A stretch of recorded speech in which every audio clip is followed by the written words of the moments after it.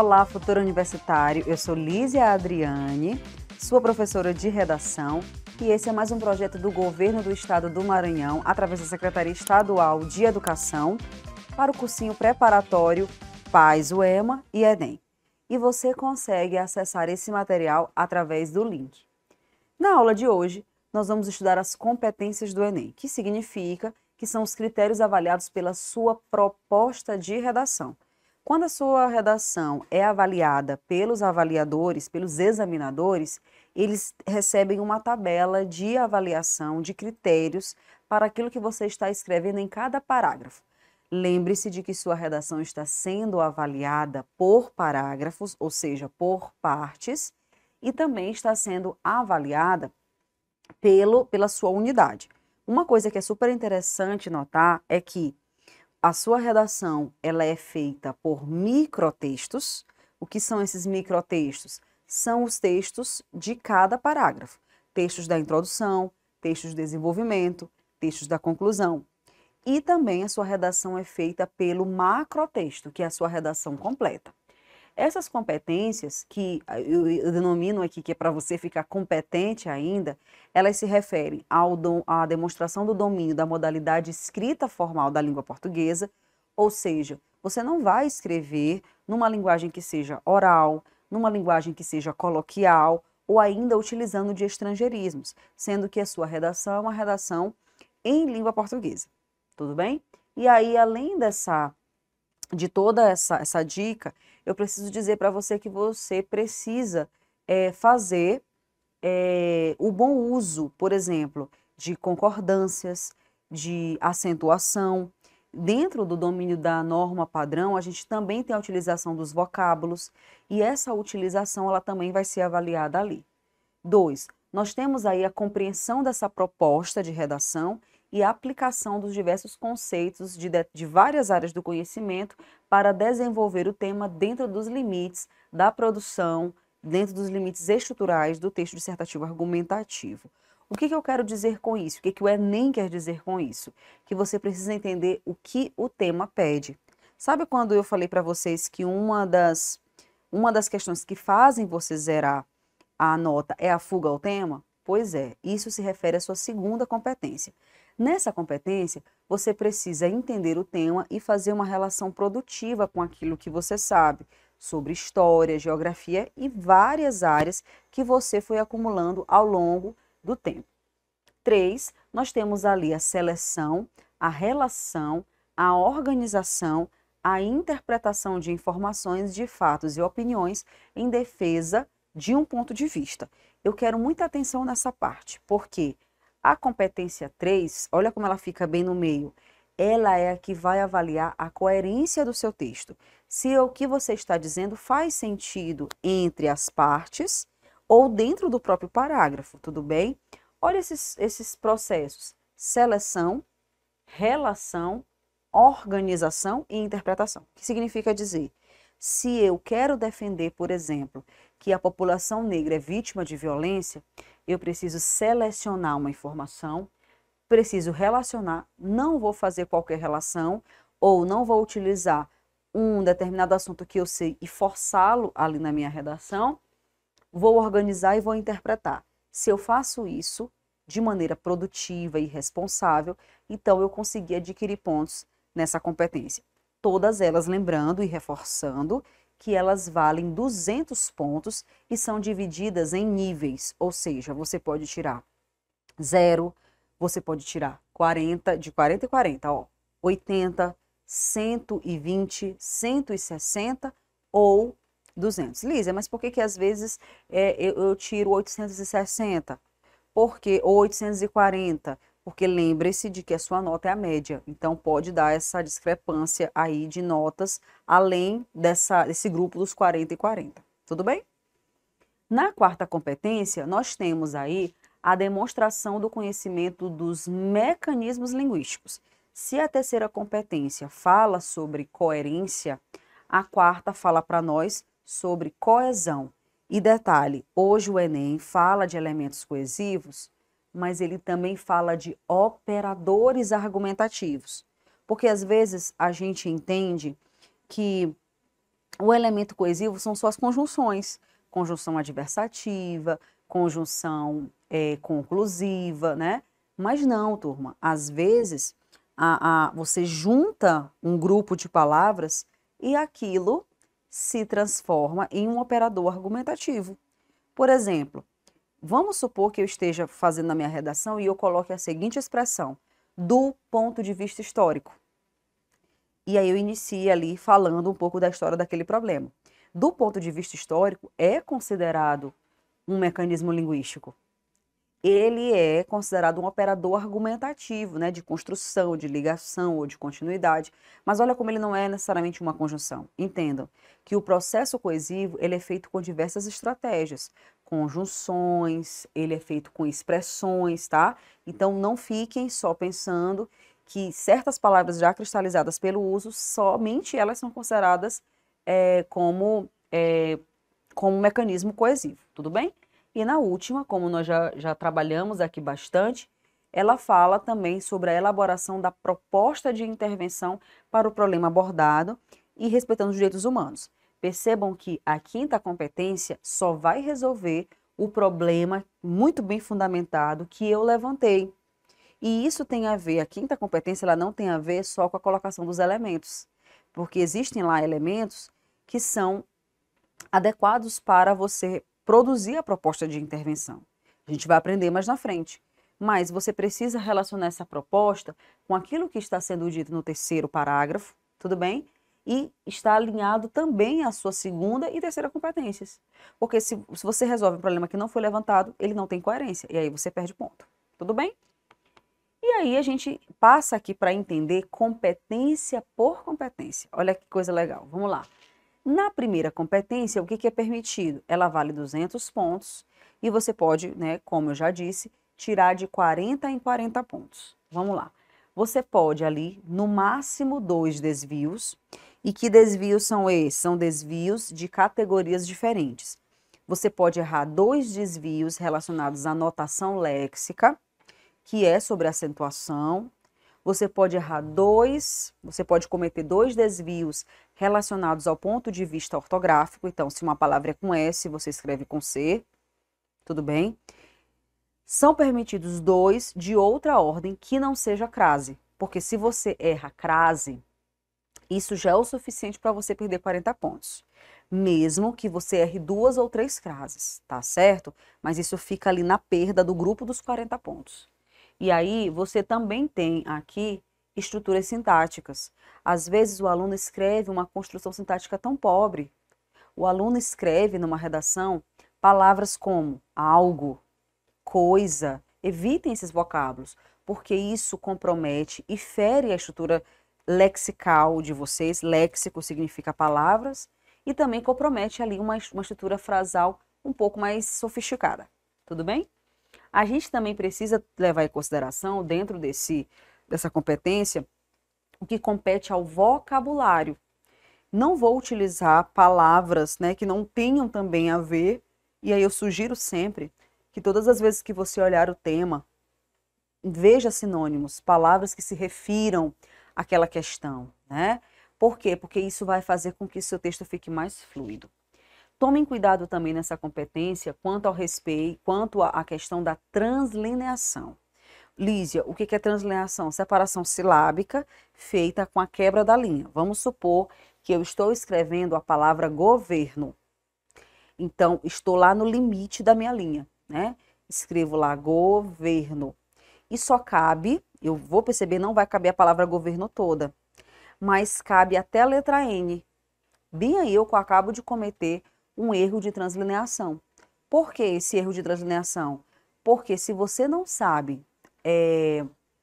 separar uma sílaba, então isso é uma perda de pontos altamente justificável. Tudo bem? Se eu sei que a separação silábica é governo, então eu não posso fazer uma separação silábica diferente. E obediência aí a todas as regras gramaticais. É claro que você vai cometer alguns deslizes. E lembre-se que você pode cometer até 2, né, de cada categoria. A gente vai também agora para a competência 2, que é uma competência relacionada ao entendimento do tema. O que é necessário saber para essa competência? Primeiro, obedecer aqui o tema está dizendo, e nesse caso eu vou ensinar para vocês estratégias de como eu descubro esse tema, de como eu disseco esse tema e obtenho ali aquilo que necessariamente ele precisa. Nesta competência é a hora de eu mostrar o meu repertório sociocultural. O que é o repertório sociocultural? Legitimações, que são teóricos, referências em geral, mas tome cuidado. Não fique tão concentrado, não tão focalizado somente em aprender diversas referências. Referências e o repertório, ele é um aliado, ele não pode ser o principal, porque o principal é a sua argumentação.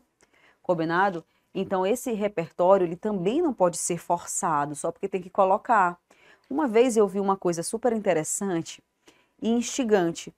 Por exemplo, o aluno escreveu sobre a lei de Newton. Tudo bem, sobre ação e reação. Mas por que ele escreveu isso? Porque ele queria justificar o fato de que todo problema tem uma consequência. Tudo bem, que para uma ação, de acordo com o princípio físico, que para uma ação eu tenho uma reação. Mas será que isso tem a ver, concatena, se liga com o fato de eu dizer que um problema tem consequências? Não. É um repertório extremamente forçado. Tem repertório, mas ele está ali de maneira forçada. A outra maneira é um repertório em que não seja produtivo. Eu citei um filme, citei um contexto histórico, mas eu não consegui fazer ali a ponte entre eles. Então ficam jogados. Então isso também é perda de pontos. E uma coisa também, como nós já conversamos em outros módulos, a obediência à tipologia dissertativa argumentativa. O que é isso? Eu preciso obedecer à risca o que é dissertação e o que é argumentação. Não posso fazer nada além disso. Não posso também fazer só dissertação e fazer só a argumentação.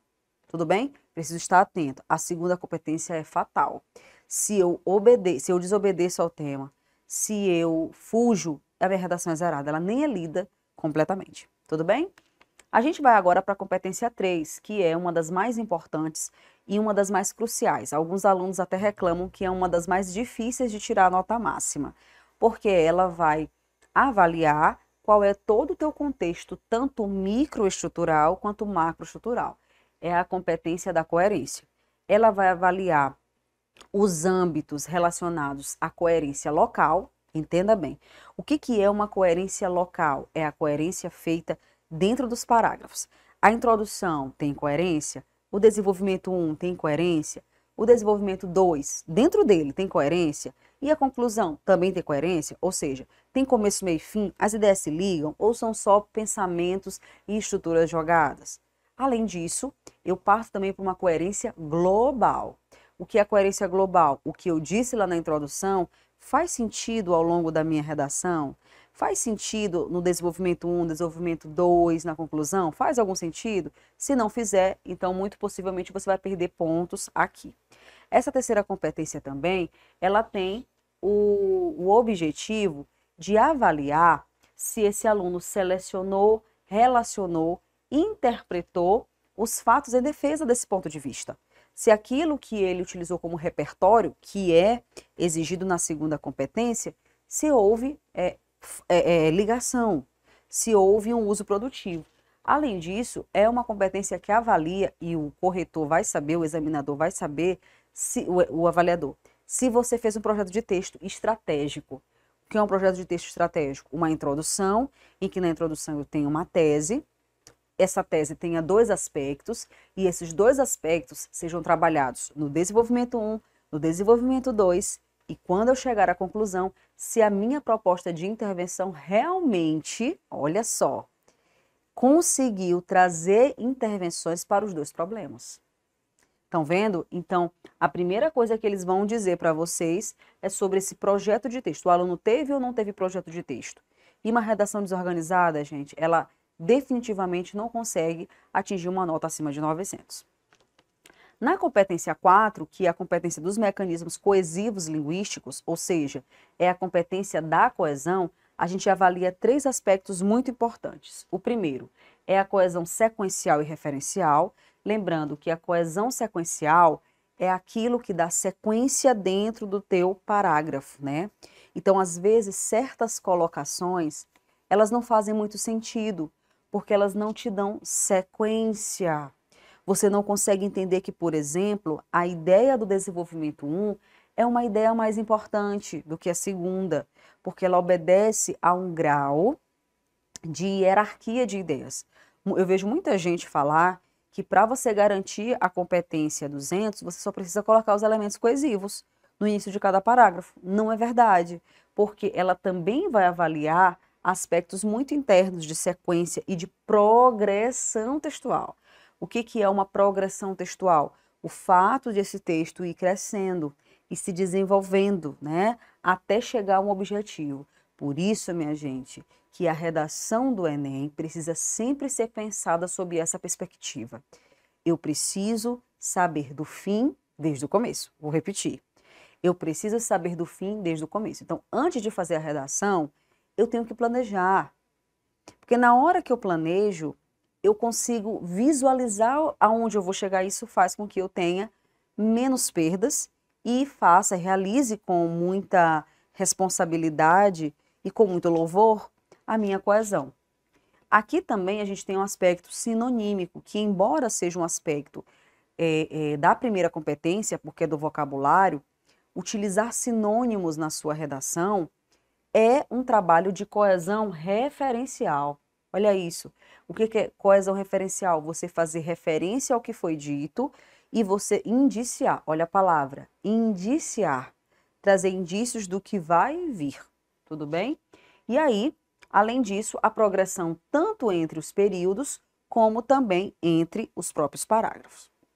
Em seguida, a gente tem aqui uma competência que é de extrema importância, que é a competência 5. Essa competência 5, ela está, como eu falei para vocês, diretamente relacionada aos parágrafos de desenvolvimento. Mas ela tem algumas peculiaridades e que compensa eu dizer aqui para vocês, para a gente finalizar esse módulo. Primeiro, eu preciso colocar uma proposta de intervenção completa. Significa dizer que se eu levanto 2 problemas, os meus 2 problemas precisam ser resolvidos, porque senão eu não tenho coerência e piorou a proposta de intervenção. Além disso, eu tenho elementos que me ajudam a compor essa proposta. Por exemplo, eu tenho o que, eu tenho o quem, o que é a proposta, o quem é o agente, ou seja, quem vai realizar isso. Eu tenho o como, que são as estratégias, os meios disso acontecer. Eu tenho o porquê e eu tenho uma quinta, que vai ser chamada de detalhamento. O que é o detalhamento? O detalhamento é um aprofundamento, um desdobramento de um dos elementos. Eu sempre dou essa dica que o aluno pode colocar o detalhamento lá no agente. Se você colocar a função, por exemplo, do agente, isso se constitui um detalhamento. E se você explica muito bem como vão ser as ações estratégicas, por exemplo, eu vou dar um exemplo, vou mostrar aqui para vocês um modelo que pode trazer luz a isso. Por isso, o Ministério da Educação, vírgula, órgão responsável pela política educacional brasileira, desenvolva projetos de leitura. Como? Aí na hora que eu for definir esse projeto de leitura, na hora que eu detalhar isso muito bem, eu vou ter ali, vou poder cumprir isso que eles falam sobre o detalhamento. Tudo bem? Então, esses critérios do Enem, eles são de extrema importância para que você entenda que a redação ela não é apenas um texto solto, um texto monobloco, um texto livre. Você tem um direcionamento. E quer saber de uma outra novidade? Tudo que você for fazer, isso aí é um ensaio para a vida. Tanto que o Enem, por muito tempo, ele tinha esse slogan, né? Enem, um ensaio para a vida. Por quê? Toda essa estrutura que você está aprendendo é uma estrutura que você vai utilizar para os textos acadêmicos. Então, não é à toa. Por isso que o aluno precisa entender e saber também o que ele está fazendo em cada parágrafo, porque isso vai ajudá-lo a construir uma argumentação precisa, uma argumentação alinhada com as competências. Se a gente for parar para pensar nessas competências, elas fazem muito sentido para que você se norteie e para que a sua redação seja ainda mais clara, seja uma argumentação que mesmo com argumentos previsíveis, você tem ali uma certa organização, unidade. Falamos muito de unidade e de organização e de progressão textual neste módulo. Então sempre pense, meu texto precisa ser único, o meu texto precisa conter aspectos relacionados à organização e principalmente ele precisa evoluir. Tudo bem? Até a próxima. Tchau, tchau.